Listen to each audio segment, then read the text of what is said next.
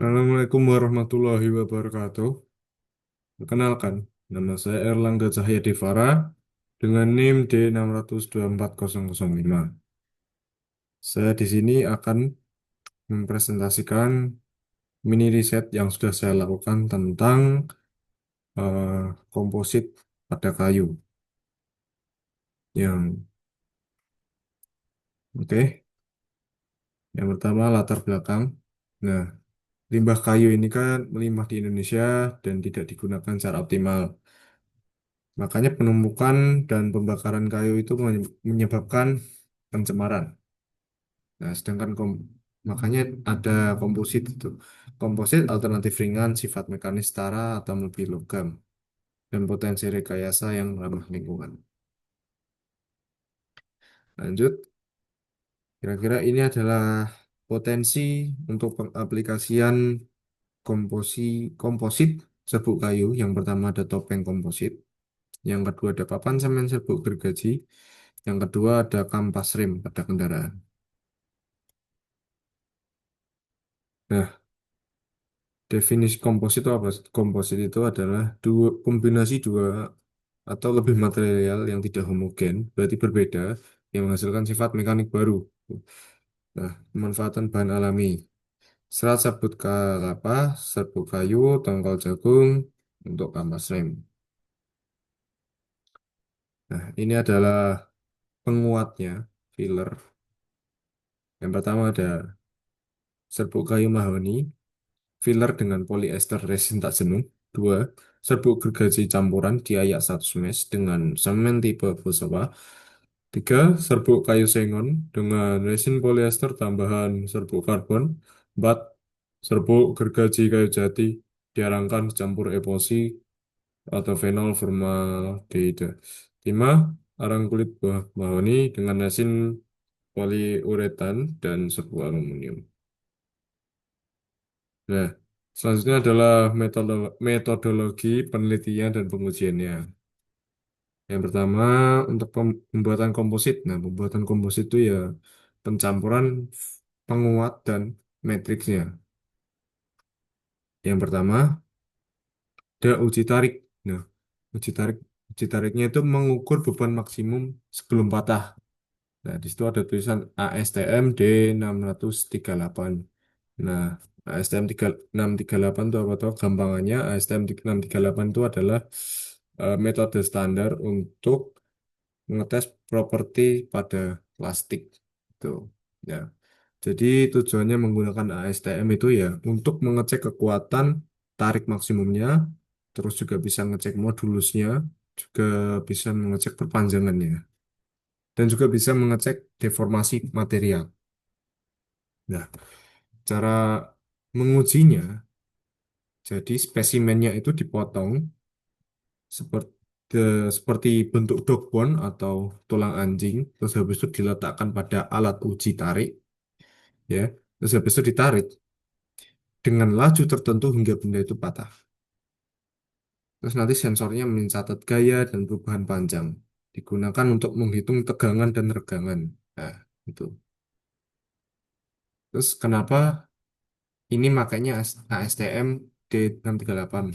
Karena ASTM itu memberikan standar nasional untuk uji tarik plastik dan komposit polimer. Terus juga hasilnya bisa dibandingkan antar penelitian dan banyak digunakan dalam industri teknik, otomotif, dan material.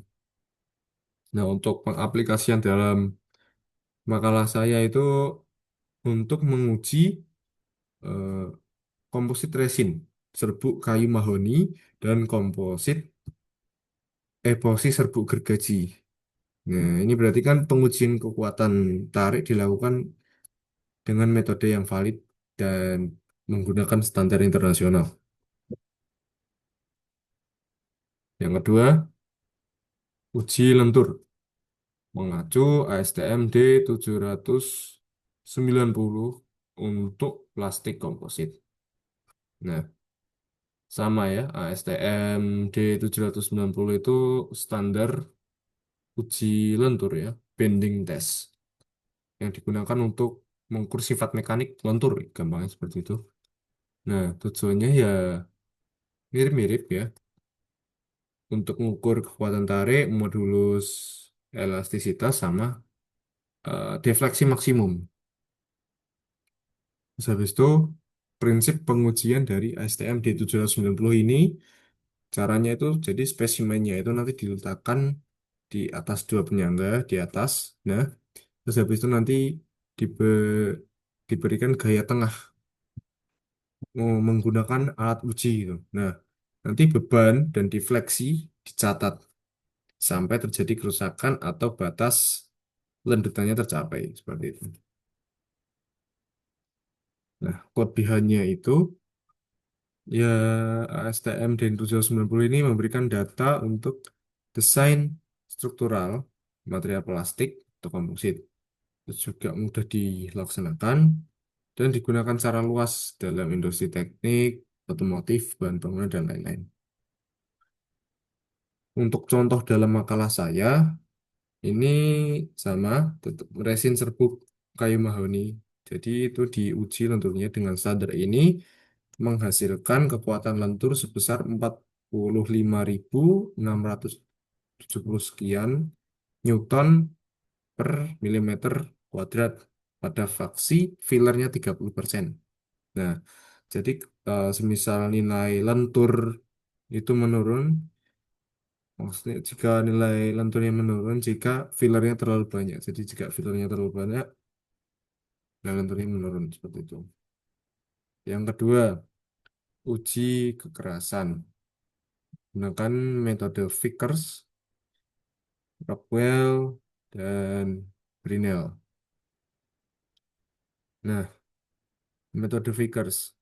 Metode Vickers ini metode yang digunakan untuk pengujian kekerasan material. Ya, dengan cara menekan intan berbentuk piramida ke permukaan material dan mengukur jarak yang ditinggalkannya. Tuh. Jadi eh, prinsip kerjanya itu menggunakan penekan berbentuk piramida persegi empat dari intan dengan sudut kira-kira 136 derajat antara si berhadapan. Ya, jadi beban uji diberikan misalnya 10 GF hingga 100 kilogram GF, kilo GF, tergantung jenis materialnya. Habis itu beban dilepas, panjang diagonal jejaknya yang dibentuk diukur menggunakan mikroskop. Lalu nilai kekerasan dihitung berdasarkan luas permukaan, je- jejak dan beban yang diberikan tadi. Tuh. Nah, kelebihannya itu eh, akurat, terus bisa digunakan untuk sampel yang tipis dan kecil, terus cocok untuk pengujian mikrostruktur, dan jejaknya itu kecil, jadi tidak merusak spesimen secara signifikan. Keempat ada uji koefisien gesek, ya, menggunakan metode bidang miring atau verifikasi produk komersial. Nah, jadi bidang miring itu tujuannya untuk mencari koefisien geseknya antara dua permukaan dengan cara bendanya dimiringkan kan, gitu, di bidang data. Lalu mencatat sudut saat benda mulai bergelincir. Tuh. Nah, prinsipnya itu saat benda mulai tergelincir, bidang miringnya di apa ya, maka gaya gesek statisnya akan mencapai maksimum. Jadi berhenti gitulah ya. Nah, langkah-langkahnya itu tempat di spesimennya itu ditaruh di tempat yang memiliki permukaan miring. Spesimennya itu ya kayak kampas rem gitu-gitu ditaruh ke permukaan bidang uji. Terus habis itu dinaikkan sudutnya. Habis itu catat sudutnya itu berapa. Terus habis itu dihitung rumusnya seperti itu. Kelebihannya ya, kenapa menggunakan bidang miring? Karena kelebihannya itu murah, ya, tidak memerlukan alat yang kompleks, terus cocok untuk komparasi kasar seperti itu. Tapi juga memiliki kekurangan, datanya kurang akurat, hanya bisa mengukur gerakan statis, bukan gerakan dinamis. Oke, selanjutnya uji keausan. Nah, uji keausan, pengurangan massa setelah pengereman atau ogosi. Nah, maksudnya apa? Nah, jadi ini tuh salah satu metode untuk mengukur tingkat keausan pada suatu material, khususnya pada eh, maka pada bahan penelitian saya itu kampas rem gitu, atau material gesek lainnya. Nah, tujuannya ya untuk mengetahui seberapa banyak sih material aus atau hilang yang diakibatkan oleh gesekan selama proses pengereman seperti itu. Cara ujinya, jadi hmm, ditimbang dulu spesimennya itu berapa, habis itu lakukan proses pengereman dengan misalnya durasi tertentu gitu ya kan. Habis itu ditimbang berat akhirnya berapa, pasti kan berbeda itu. Terus habis itu dihitung selisihnya berapa benda awal sebelum digesekkan dan benda sudah digesekkan seperti itu. Nah, kenapa sih saya menggunakan pengurangan pengereman ini? Karena ya ini tuh untuk menguji material itu bagus atau tidak, ya. Bagus atau tidak bisa mempertahankan performa gesek atau tidak. Kalau bisa kan berarti dia tidak mudah habis. Terus untuk menguji apakah dia cepat aus. Nah, kalau dia cepat aus berarti kan dia itu perlu lebih sering diganti dan maka itu tidak efisien gitu. Nah, contohnya kalau di makalah saya itu tadi kampas rem komposit serbuk kayu dengan karbon, tingkat pengurangan massa paling rendah adalah spesimen C10 KY40 ya.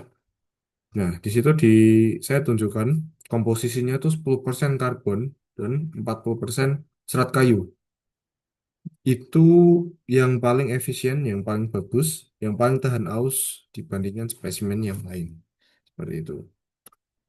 Lebihan ya mudah dipahami, dapat dibandingkan dengan produk standar pasar, cocok untuk menilai efektivitas komposit baru.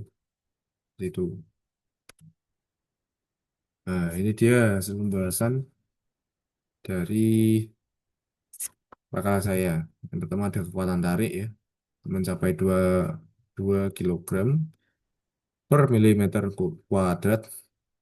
Terus habis itu kekuatan lenturnya ada 45 Newton per milimeter kuadrat.